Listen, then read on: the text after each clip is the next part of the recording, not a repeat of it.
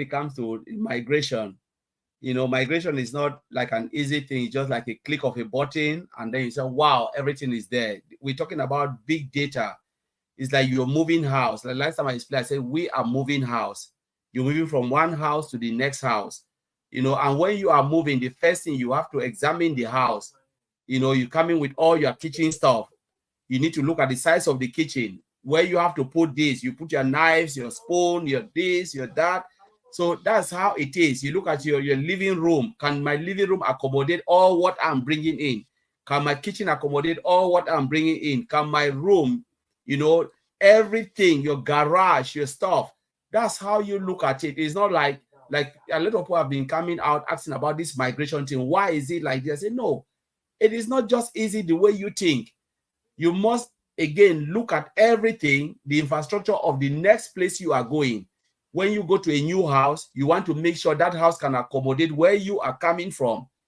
Where you are moving into, you need to make sure. And sometimes when I say, no, this will not fit. Maybe the kitchen is not enough for me. Maybe my living room is not enough for me. I have a very big TV screen. The wall is too tiny. How can I fit this in? You need to make all those decisions. But we know they've already made that decision. But now you are moving and making sure everything fit is exactly how you want it to be, so that there will be no instance where things will fall apart. The moment you migrate into something that is not right, what will happen? All your data will corrode. It's just like they will just corrupt, your data will be corrupted, and when you click on it, nothing.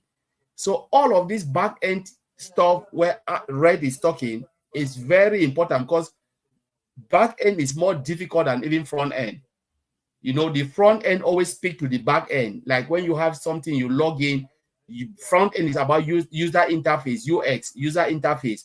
Humans interact with user interface. But the back end stuff is where the interpretation of what you are doing take place. All the mechanics, all those things that are happening take place. When you go and you say, okay, I want to log in, you enter your username and your password.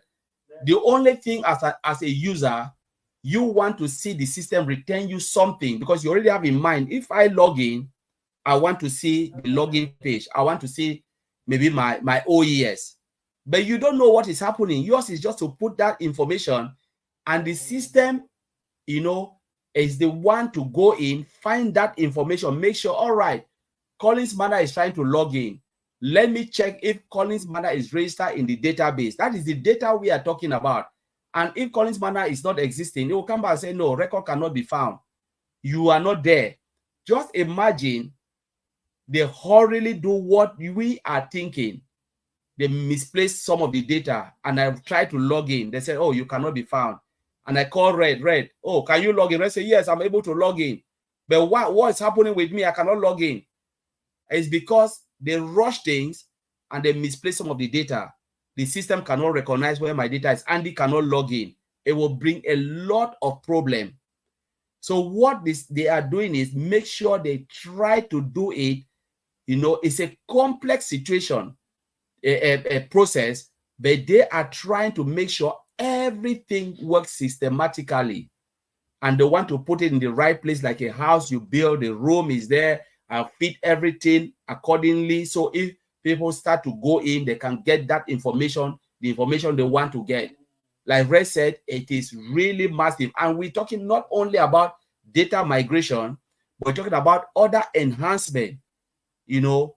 Back-end enhancement is a lot to make sure the system is robust.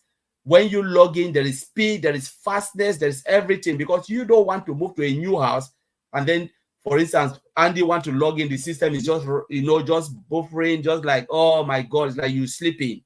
They need to make sure the speed, load, and everything, all where we are going, they're moving the data to, it can handle that environment.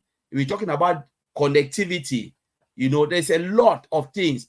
What if they are using fiber optic and you're going somewhere they're using copper cable? I know a lot of people will not know this, because it's about not only the data, but it's about we're talking about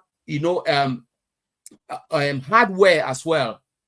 They said, no, we are using these particular facilities, but then we need to accommodate your data to start to recognize this facility we are using, because what you are using was different, but we have this. They need to test all of that, make sure it is compatible. So when we go in, everything is as if there was nothing.